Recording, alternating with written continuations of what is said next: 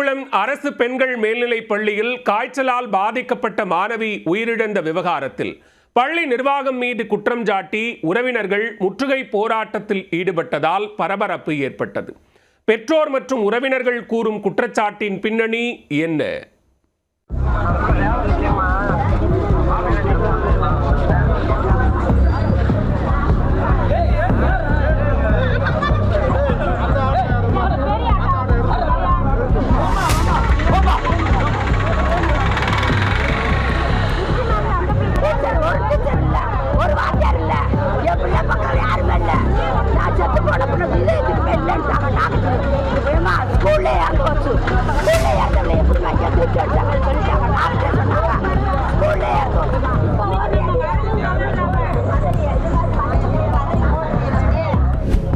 தேனி மாவட்டம் பெரியகுளம் வடகரை பகுதியைச் சேர்ந்தவர்கள் துரைராஜ் முருகேஸ்வரி தம்பதி. இவர்களுக்கு ஆண் பெண் என 2 பிள்ளைகள் உள்ளனர். இதில் ஸ்ரீநிதி என்கின்ற 17 வயது சிறுமி பெரியகுளம் அரசு பெண்கள் மேல்நிலைப் பள்ளியில் 12ஆம் வகுப்பு படித்து வந்தார்.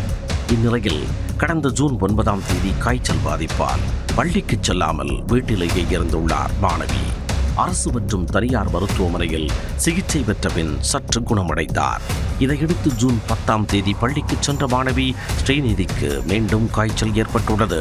அப்பொழுது பள்ளியில் இருந்து மாணவியின் பெற்றோருக்கு போன் செய்த ஆசிரியர்கள் மாணவி மயக்க நிலையில் இருப்பதாக கூறியதாக தெரிகிறது. உடனடியாக பள்ளிக்கு வந்த மாணவியின் பெற்றோர் அவரை பெரியகுளம் அரசு மருத்துவமனைக்கு கொண்டு சென்றனர். அங்கு பரிசோதித்த மருத்துவர்கள் மாணவி ஸ்ரீநிதி உயிரிழந்து விட்டதாக கூறியதை கேட்டு பெற்றோர் அதிர்ச்சியில் உறைந்து போனார்கள்.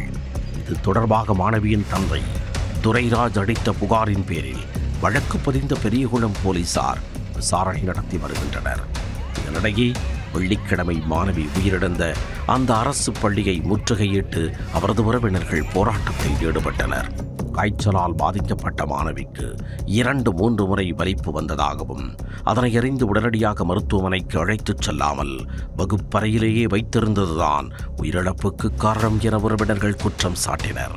தகவல் அறிந்து வந்த போலீசார் அவர்களிடம் பேச்சுவார்த்தை நடத்தி உரிய விசாரணை மேற்கொண்டு தகுந்த நடவடிக்கை எடுப்பதாக கூறியதை அடுத்து அவர்கள் கரைந்து சென்றனர். ஒரு நாள் கூட லீவ் போல 6ஆவதுலேருந்து இங்கே சேர்த்துருக்கேன் சார்.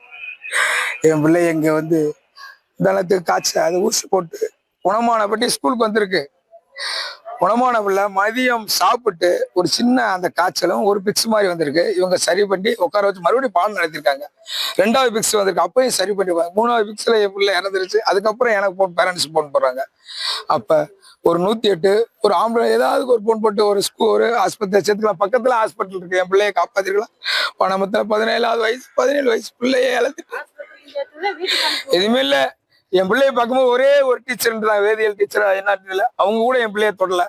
கெச்சம் இல்ல, இது வரைக்கும் இல்ல. நான் இன்னும் 1 மணி நேரம் இங்க போராடிட்டு இருக்கேன். இந்த கெச்சம் என்னைய வந்து பார்க்கல. 1 மணி நேரத்துக்கு முன்னாடி போட்டா என் பிள்ளைய நான் காப்பாத்திருப்பேன். அப்ப என் பிள்ளைய தொடாத இந்த ஆசிரியரை மாத்திரேன், இந்த வகுப்பு தலைமை ஆசிரியரை மாத்திரேன். இங்க முறைகேடு நடக்குது. என்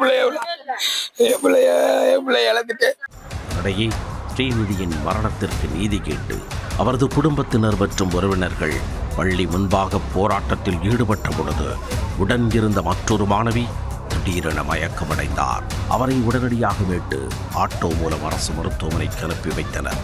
இதனால் அப்பகுதியில் பரபரப்பு ஏற்பட்டது.